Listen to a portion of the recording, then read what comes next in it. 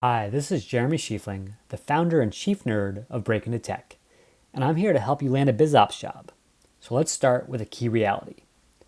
Unlike product management or sales, there just aren't that many BizOps jobs out there, which makes sense because when it comes to guiding the strategy of a company, you definitely don't want to have too many cooks in the kitchen. So the first rule of your BizOps search is that you're going to have to network really hard. That way, when there's only a handful of roles with dozens of MBAs competing for them, you'll have the advantage of being a referred candidate versus a cold applicant standing on the outside. And as you know well, your odds as a referred candidate are nearly 10 times better than when you just apply online. So be sure to search for Haas alumni in the space and then reach out to win their support. And once you've got networking going, let's talk about the essentials of your candidacy. Because when you build your resume, your LinkedIn profile, or your library of behavioral answers, always keep the four components of the BizOps job in mind. Specifically, what experience do you have analyzing data? What experience do you have building strategy on top of this data? What experience do you have pitching the strategy to execs? And what experience do you have rolling up your sleeves and executing against that strategy? Because if you can build your resume bullets and behavioral interview stories around those four pillars, you'll have a solid foundation from which to launch your candidacy. Now, here are some examples to get you inspired. And as you can see, each one focuses on one of those key areas and applies important keywords as well as clear outcomes to demonstrate your success.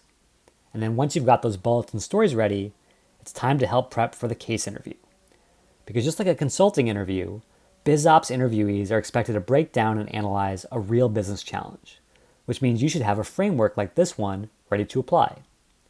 Now in this case, let's say you're asked whether LinkedIn Learning should offer free licenses to the University of California system. But instead of just diving in with an answer, be sure to structure your approach around the company's ultimate goal. In this case, it might be profitability, since LinkedIn, now part of Microsoft, is expected to contribute to Microsoft's financial success. So once you have that clear North Star in place, you can talk about the data you want to gather. For instance, what's the expected conversion rate of free students to paid accounts once they graduate? And then compare that versus the program's potential cannibalization of would-be student purchasers today. And then once you have that data in mind, make some basic assumptions, some back of the envelope calculations, and there you have a strategic answer. In this case, maybe the potential growth and conversion of new alumni outweighs the cannibalization. But because this is BizOps and not just pure consulting, you always want to go one step further and consider the execution piece as well. So that means discussing a plan for earning buy-in with key stakeholders like sales and product management, plus a full evaluation plan to measure the impact of your rollout. And that way, you show to your interviewer that you can not only analyze and strategize with the best of them, but that you can actually execute as well. So now it's your turn.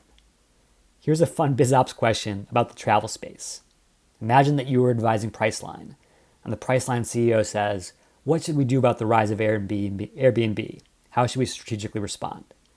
And again, come back to this very simple framework.